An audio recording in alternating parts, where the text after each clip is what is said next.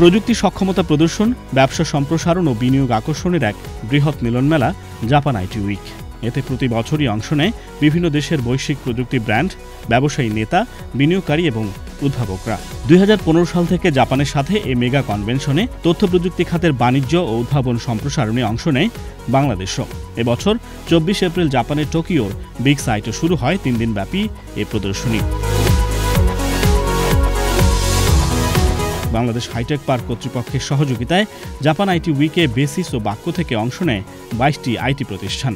সেখানে তারা বাংলাদেশকে ব্র্যান্ডিং করার পাশাপাশি তুলে ধরেন তথ্য প্রযুক্তিতে সক্ষমতার গল্প। বাংলাদেশে বসে কিন্তু আমরা জাপানের অনেক কাজ করতে পারি, যেমন আমরা জাপানের ব্যাক অফিস রয়েছে, তো সেভাবে আসলে অনেক কাজের স্কোপ বা আইডিয়া বের করা যায়। বাংলাদেশ এবং জাপান যেহেতু একটা খুব ভালো বন্ধু দুই দেশ, সে দুই দেশ একসাথে মিলে আরও অনেক কাজ করার সুযোগ আছে। বাংলাদেশের প্রতিনিধিত্বকারী এসব প্রতিষ্ঠানগুলো বিভিন্ন দেশের সঙ্গে ব্যবসা সম্প্রসারণের জন্য B2B মিটিং, সেমিনার এবং নেটওয়ার্কিং ইভেন্টে অংশগ্রহণ করে। এছাড়া বাংলাদেশ স্টলে তথ্য প্রযুক্তির পণ্য ও পরিষেবা সম্পর্কে তুলে ধরা হয়। জাপানিজ ফেয়ারে খুব ভালোই রেসপন্স পাচ্ছি। তারা অনেক কিছু জানতে চাচ্ছে, তারা অ্যাকচুয়ালি বাংলাদেশের সাথে বিজনেস করতে চাচ্ছে, কিন্তু প্রবলেম হতে যাচ্ছে ওই ল্যাঙ্গুয়েজ ব্যারিয়ারে।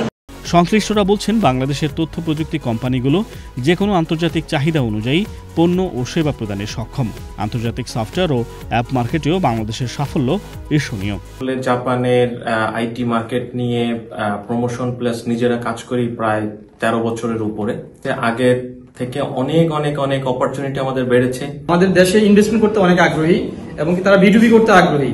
আমাদের বেশ কিছু চ্যালেঞ্জ আছে, ওগুলো ফেস করলেই আমরা হয়তো খুব শীঘ্রই এই মার্কেটে অনেক ভালো ব্যবসা করতে পারবো।